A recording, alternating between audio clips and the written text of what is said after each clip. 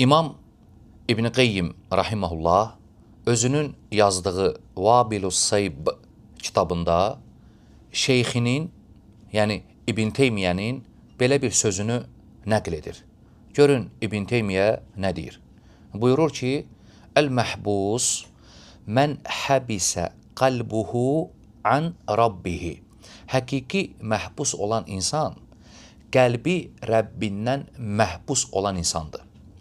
Yəni, subhanallah, həqiqi məhbus o deyil, insanın bədəni məhbus olur, həbisdədir. Həqiqi məhbus olan qəlb Rəbbindən məhbusdur. Qəlb tanımır Allahı. Həqiqi məhbus budur.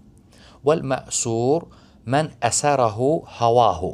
Və həqiqi əsir düşən bədənin əsir düşməsi deyil. Həqiqi əsir odur ki,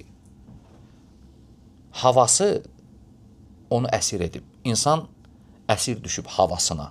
Yəni, nəfsi istəkləri nə deyirsə, havası hara aparırsa, hara dartırsa, onun arxasınca gedəndir. Həqiqi əsir düşən budur.